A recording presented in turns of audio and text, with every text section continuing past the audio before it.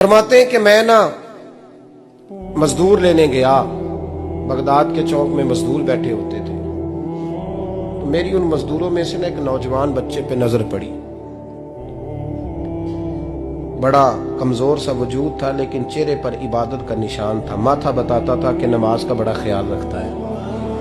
میں اس کے قریب گیا، چہرے بھی بڑا کچھ بتاتے ہیں نا، چہروں میں بھی بڑی رانائی ہوتی ہے۔ فرماتے ہیں میں قریب گیا، میں نے اس کو کہا بیٹے مزدوری کرو گے؟ تو کہنے لگا مزدوروں میں بیٹھا ہوں تو حضور مزدوری کے لیے ہی تو بیٹھا ہوں۔ تو میں نے کہا کہ چلو پھر۔ کہنے لگا نہیں میری کچھ شرطیں۔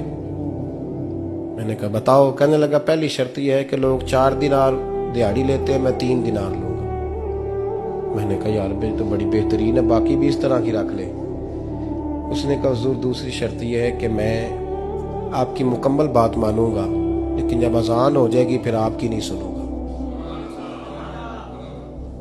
تیسری بات اس نے یہ کی کہ حضور میں آپ کے گھر میں کام کروں گا پر آپ کے کسی سوال کا جواب نہیں دوں گا۔ کہتے میں نے کہا یار تو بڑا عجیب ہے، شرطیں تو مالکوں کی ہوتی ہیں۔ کہنے لگا جی بہرحال میں شرطیں لگا کے جاتا ہوں۔ فرماتے ہیں میں اسے گھر لے آیا، کام میں نے اس کو بتایا تو جو کام مزدور سارے دن میں کرتا ہے نا اس نے 2 گھنٹے میں کر دیا۔ ہمارے مزدور سگریٹ پینے میں بھی تو آدھا گھنٹہ لگاتے ہیں، وہ چائے پینے جائیں تو پونا گھنٹہ وہاں۔ ان کو بھی تو دیانتداری کرنی چاہیے کہ نہیں کرنی چاہیے؟ نے معاہدہ کیا ہے نا جی تو پورا اترنا چاہیے نا۔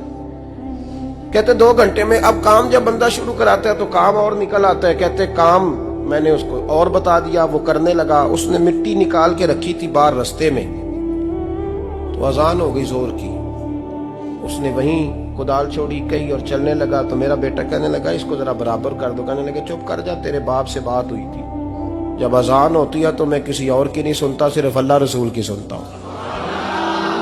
کہتے ہیں مسجد چلا گیا، نماز پڑھ کے آیا تو دوپہر کا وقت تھا۔ میری بیوی کہنے لگی اس کو کھانا کھا لے۔ کہتے ہم نے کہا کھانا کھا لو، تو کہنے لگا میں نے روزہ رکھا ہوا، رمضان بھی نہیں تھا، نفلی روزہ رکھا ہوا۔ فرماتے ہیں شام ہوئی، میں نے 3 دینار دیے تو میں نے کہا تیرا نام کیا ہے؟ کہنے لگا میں نے آپ سے کہا تھا میں کسی سوال کا جواب نہیں دوں گا۔ وہ چلا گیا۔ اگلے دن میں پھر لینے گیا اسے، کام کچھ اور نکل آئے تو لوگوں نے بتایا وہ صرف ہفتے والے دن آتا ہے۔ میں نے کہا کیوں؟ کہنے لگے جی وہ کہتا ہے میرا ہفتے کا خرچہ 3 دینار ہے، جب 3 دینار کما لیتا ہوں تو باقی سارا ٹائم اللہ رسول کی ذکر میں گزار دیا کرتا ہوں۔ فرماتے ہیں عجیب۔ اگلے ہفتے میں پھر لینے گیا، میں نے پورا ہفتہ انتظار کیا کہ کام اسی سے کرانا ہے۔ میں جب گیا تو میں نے کہا چلو، کہنے لگا میری شرطیں یاد ہے نا؟ اور میں نے کہا یاد ہے بھائی ساتھ چل۔ فرماتے ہیں کام کرایا، 2-3 ہفتے وہ آتا رہا۔ ایک ہفتے میں گیا تو لوگوں نے کہا حضور آج نہیں آیا، کیوں؟ کہنے لگے بیمار ہو گئے۔ کہاں گھر ہے؟ کہنے لگے بغداد کے قبرستان کے پیچھے جو کچی آبادی ہے اس میں رہتا ہے۔ فرماتے میں گیا، دروازے پہ دستک دی تو کہنے لگا حضور آپ ہیں؟ دروازہ کھولا ہے، آ جائیے۔ فرماتے ہیں میں اندر گیا تو میں نے کہا تمہیں کیسے پتا چلا میں آیا ہوں؟ کہنے لگا حضور اللہ والے ہو، آپ نہیں آنا تھا، ورنہ امیر تو غریبوں کا پتہ لینے کوئی نہیں آتے۔ کہتے میں قریب گیا تو کہنے لگا میں آپ کا انتظار کر رہا تھا، تیز بخار ہے، تپ رہا۔ جیب سے کچھ پیسے نکالے، کہنے لگا یہ پیسے رکھ لیں۔ ایک انگوٹھی نکالی، کہنے لگا حضور آج رات کو میرا انتقال ہو جائے گا، ان پیسوں کا کفن خرید کے صبح جنازہ پڑھ کے مجھے دفن کر دینا، اور جب دفن کرو تو یہ انگوٹھی لے کے عصر کے بعد ہارون رشید کے پاس جانا، آپ اسے کہنا میں نے ملنا ہے پر وہ آپ کو ٹائم نہیں دے گا، آپ اس کو آواز دیجئے گا کہ تیری ایک امانت ہے میرے پاس، پھر وہ آپ سے ملے گا تو انگوٹھی دے دیں، پھر آپ میری طرف سے فارغ ہیں۔ حضرت فرمانے لگے تیرا نام؟ اور کہنے لگا حضور وقت تھوڑا ہے، آج رات میں نے جانا ہے، بڑی لمبی معافی مانگنی ہے رب کریم سے، اگر مناسب سمجھے تو مجھے اپنے رب سے تنہائی کر دے دیں۔ فرماتے ہیں میں آ گیا پر اس کی باتوں نے مجھے ساری رات سونے نہیں دیا۔ فرماتے ہیں صبح بڑی مشکل سے سورج نکلا، میں گیا دروازے پہ ہاتھ رکھا تو دروازہ کھلا ہوا تھا، اندر داخل ہوا تو خوشبوئیں میرا استقبال کر رہی تھی، جب چہرے سے کپڑا ہٹایا تو اس کا تو انتقال ہو چکا۔